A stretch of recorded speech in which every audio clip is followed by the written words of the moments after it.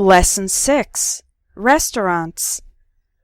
Let's eat out at a restaurant. In addition to the general word restaurant, we have a number of different words in English for places to eat.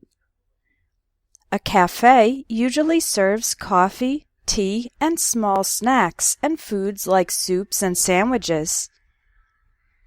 A diner is an inexpensive restaurant with a large variety of foods. Diners often have booths rather than chairs. A pizzeria is a restaurant specializing in pizza. A food cart is a place where you can get something to eat on the street. Having a picnic means eating outside, for example, in a park, with food that you prepared before, like sandwiches. Having a barbecue means eating outside and cooking meat on a grill. Some restaurants have a buffet, where you can take as much of each type of food as you want. At the restaurant. When you enter a restaurant, you'll sit down at a table with chairs. If you have a baby, you can ask for a high chair. The table may be covered by a tablecloth, and it may also have a candle. At the table, there are utensils. This word refers to the set of a fork, knife, and spoon, and a napkin for each person. Next, you'll look at the menu, the list of dishes available at the restaurant. The menu is often divided into different sections. Appetizers, or starters, are small amounts of food that are eaten before the main dish. Main dishes, or entrees, are the biggest and most important parts of the meal, eaten after the appetizers and before dessert. This can also be called the main course. Combos is short for combinations, two or more foods that are ordered together as a single item. For example, at McDonald's you can order a combo of a hamburger, French fries, and soda for one price. Side dishes, or sides, are small portions of food that can be ordered to accompany the main dishes. For example, you can order a steak with a side of mashed potatoes.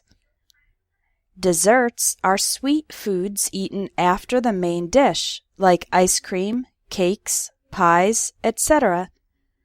And beverages is another word for drinks. After you've decided what you want, a person will come to take your order, your request for food. This person is called the waiter if he is a man, the waitress if she is a woman, or the server. This word can be used for men or women. The person who prepares the food is called the chef. To make your order, use the phrase, "I'll have." For example, "I'll have the chicken salad." If you and another person want to divide one dish, you can say, "We'll share," or "We'll split." For example, "We'll split an order of strawberry ice cream." Your food might be covered with a liquid, which can be called sauce or dressing. With meat and pasta, we use the word sauce, and with salads, we use the word dressing. If you want to add flavor to your food, you can use a condiment. This is the general word for things you can put on your food. Some common condiments are ketchup, mustard, mayonnaise, or mayo, salt, pepper, olive oil, jelly or jam, honey, hot sauce or Tabasco sauce, barbecue sauce. After you finish eating, when you want to pay, you can ask the server for the check, the piece of paper with the total price. In the United States, you should always add a tip, an extra payment of 10 to 20%, to thank your server for their help. If you have leftovers, extra food that you didn't eat but you want to eat later, you can ask the server to wrap it up or to give you a doggy bag so that you can take the extra food home. You've finished Lesson 6. Now continue to the exercises to practice the vocabulary you've learned. Lesson 7. Cars and Driving. Parts of a car. Each car has 4 wheels. The black part of the wheel, which is filled with air, is called the tire. There are windows on the sides of the car, and the big window in the front is called the windshield. When you're driving, it's important to see everything. You can use the side view mirrors to see things on the sides of your car, and the rear view mirror to see directly behind the car. A car has 3 different types of lights. Headlights are the strong white lights on the front of a car. Tail lights are the red lights on the back of a car. And turn signals or blinkers are on both the front and the back. They are usually yellow or white, and you use them to indicate when you are going to turn. In this picture, we can also see the license plate with the letters and numbers identifying the car, and the trunk, the space to put your bags. Let's take a look inside the car. This type of car, with an open top, is called a convertible. The place where the driver sits is called the driver's seat, and the other place in the front is called the passenger seat, or sometimes the front seat. Behind them, we have the back seat. Finally, we have the steering wheel, which the driver uses to control the car. Types of streets. Regular streets in a city can be called streets or roads. The big streets with lots of fast traffic are called highways, freeways, or expressways. Highways are divided into 2, 3, 4, or 5 lanes, with a little bit of extra space on the side for emergencies, which is called the shoulder. To enter the highway, you take a street called an on-ramp, and to get off the highway, you take a street called an exit. What do you call it when 2 roads come together? That's an intersection, and the place next to the intersection is called the corner.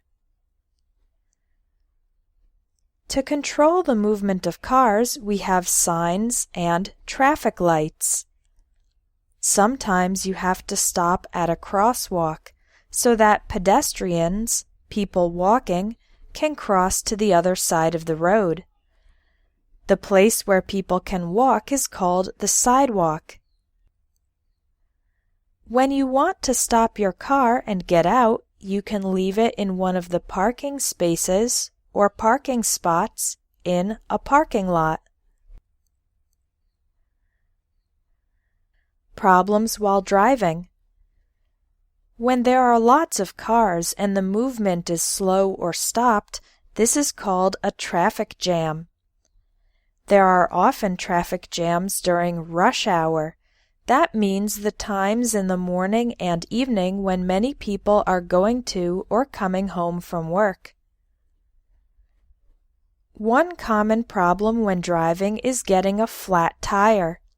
If this happens, you need to change the tire. Another problem is when the car breaks down, which means it has a mechanical problem and stops functioning. You'll need to call a tow truck to take your car to the mechanic. Sometimes there is a detour. A detour is when the normal road is closed and you need to take an alternative road. Detours are often due to road work, construction or maintenance of the road, or a car crash or car accident. You've finished Lesson 7. Now continue to the exercises to practice the vocabulary you've learned. Lesson 8. Public Transportation. Bus and train systems. The central place in the city where you can get many different buses or trains is called a station, bus station, or train station. The different points where you can get on or get off a bus or train are called stops. Another word that is often used in train stations is platform. This is the area inside the station where you wait for the train. Be careful not to get too close to the tracks. That's the place where the train runs. We usually call it a train if it is above ground, and a subway or metro if it is underground, in tunnels. The parts of a train or subway that are linked together are called cars. Bus and train systems have lines. Lines are the regular routes that the buses or trains travel. Each color on the map represents a line in the New York City subway. The black dots are stops. An express bus or express train means it doesn't stop at every possible point. It passes some of them so that it can arrive at the destination faster. A local bus or local train stops at every point along the way. Buying a ticket and taking the bus or train. When you buy a bus or train ticket, you can buy a round-trip ticket to go and return, or a one-way ticket, only to go. The price of a ticket is called the fare. Some bus or train systems use tickets, which are made of paper, and others use tokens, which are like coins. If you take public transportation frequently, you can get a card or pass that you can use for multiple trips, often at a discounted fare. In this picture, the man is going to swipe his card. That means pass it through the machine. It's good to get a card or pass if you use the bus or train to commute.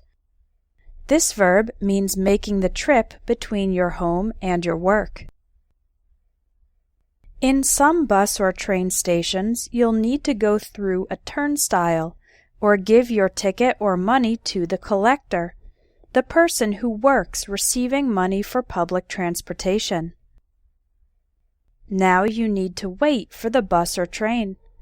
If it comes on time, that means it comes at the correct time. If it's delayed, that means it comes later than the correct time. In some cases, your ticket has an assigned seat, a specific place where you need to sit, usually indicated by a letter and number, like seat 15B. In other cases, you can sit anywhere you want. Many buses or trains have special seats for people who are elderly, old, disabled, have a physical problem, or pregnant, a woman who will have a baby. If there are a lot of people on the bus or train, we can say it's crowded. The opposite of crowded is empty, when there are few or no people. Other expressions used with public transportation. We use the verb take to describe general use of buses and trains. For example, I took the bus from New York to Philadelphia. You need to take the 3:15 train if you want to arrive by 6. We use the phrasal verbs get on and get off to describe the specific actions of entering and leaving the bus or train. You can also transfer from one bus to another bus, or from one train to another train. For example, if you want to go to the museum, get off at the next stop. You need to get on the B train and then transfer to the L train. Finally, if you're not familiar with the city, or if you're not paying attention, you might miss your stop. That means you didn't get off the bus or train when you needed to. If that happens, you'll need to get off and go back in the other direction to reach your destination. You've finished Lesson 8. Now continue to the exercises to practice the vocabulary you've learned. Lesson 9. Body and Health. Today's lesson is an introduction to the main parts of the body and some common health problems. Let's start with the head. If you have a headache, it means your head hurts. Another common problem is feeling lightheaded. That means you feel like you might lose consciousness. Or feeling dizzy, feeling like everything is spinning.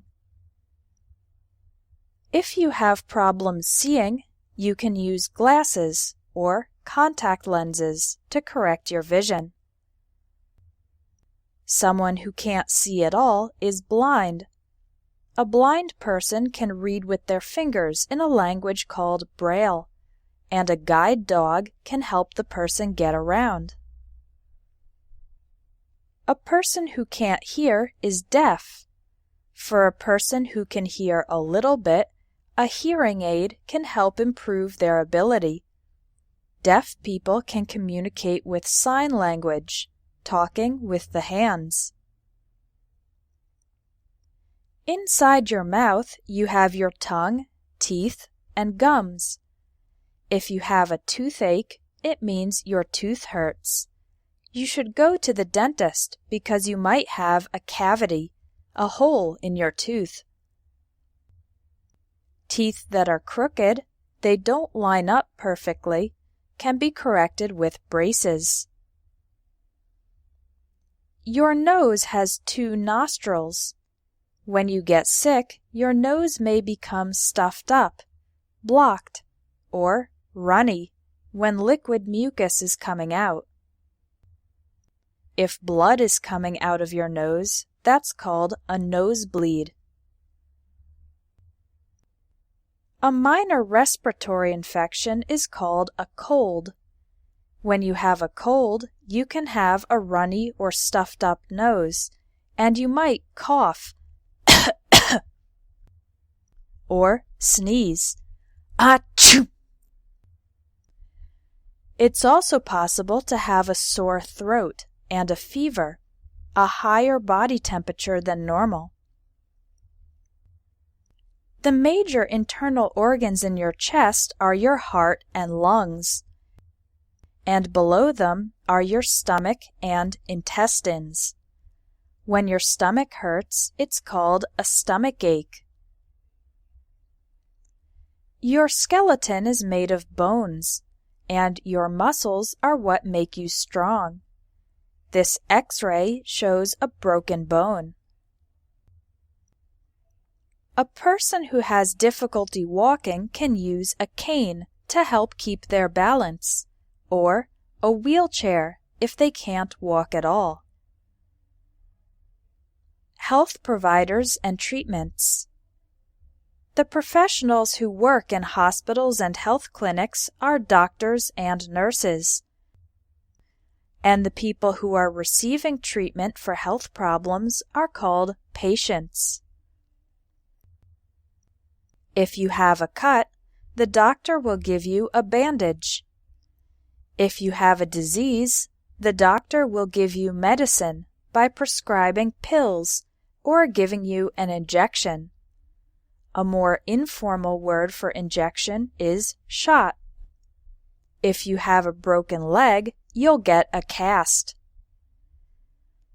If you have a serious problem inside your body, you might need surgery or an operation.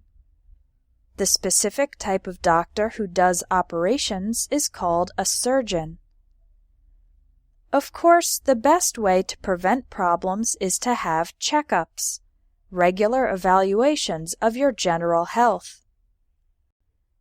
You've finished Lesson 9. Now continue to the exercises to practice the vocabulary you've learned. Lesson 10. Work and employment. Job, work, or career. The word work is more general than job. Job is a specific occupation or profession, and work refers to general efforts and activities done to accomplish a goal. Work can be done both inside an official job and outside a job. The word work also refers to the location of your job, so we can say, I'm at work, or I'm going to work. Work is an uncountable noun, so it cannot be plural. Don't say, I have 3 works to do this week. Instead, you can say, I have 3 projects or tasks to do this week. Your career is the total progression of your professional life. It can include many different jobs over the years. You can have a career in a field, for example, a career in politics, journalism, education, finance, or science. Finding a job. An opportunity to enter a new job is called a job opening. If you're looking for work and you see a job opening you like, you can apply for the job. Try to get it. The various people applying for a job are called candidates. To apply for a job, send your resume or CV to the company. That's a document listing your qualifications, education and training, experience, previous work, and skills, abilities. You can also include references, contact information for companies you've worked for in the past. Along with your resume, it's a good idea to send a cover letter introducing yourself and explaining why you want to work for that company. If the company likes your resume, you'll be invited for an interview, and if you do well in the interview, they will hire you, officially accept you to work in that job. To describe a job, you can say it is a demanding job, requires a lot of effort. A fulfilling or rewarding job, it makes you feel good. An entry-level job, a job that can be done by someone who is just beginning their career, which doesn't require much experience or many skills. A dead-end job, a job that has no opportunities for career advancement. A high-powered job, a dynamic and important job. A lucrative job, a job where you earn a lot of money. Working. After you're hired, you become an employee of the company, and the company becomes your employer. The other employees in the company are your colleagues or co-workers. The person above you who is responsible for your work is your boss or supervisor, and the total group of all the company's employees can be called the staff. As an employee of the company, you earn a salary, money you receive regularly for your work. Don't make the mistake of saying win a salary or get a salary. The correct verb is earn. Some jobs also include benefits, special extra things like health insurance or a company cell phone. If you're good at your job, you might get a pay raise, an increase in your salary. You could also get a promotion, an increase in importance and authority. At the end of the year, some companies give their employees a bonus, extra money for work well done. What about the time you spend at your job? A full-time job is around 40 hours per week. A part-time job is around 20 to 25 hours per week. and working overtime means you work extra hours, more than the normal number of hours. Leaving a job. The opposite of hire is fire, when your company forces you to leave your job. For example, Peter was fired because he never came to work on time. Usually if someone is fired, it's because they did something bad. One slang expression for saying someone was fired is, he was sacked. If you want a more indirect and polite way to say someone was fired, you can say, he was dismissed. If an employee loses his or her job because of a neutral reason, like the company reducing its size, then we say the employee was laid off. For example, Donna was laid off when the company started having financial problems. If you decide to leave your job voluntarily, there are 3 verbs you can use. I'm gonna quit my job. I'm gonna leave my job. I'm gonna resign. Quit is informal, resign is formal, and leave can be formal or informal. Finally, when an old person decides to stop working, the verb for this is retire. In most countries, people retire around age 65. Check the links in the text lesson for more vocabulary about specific professions and office supplies. You've finished Lesson 10. Now continue to the exercises to practice the vocabulary you've learned.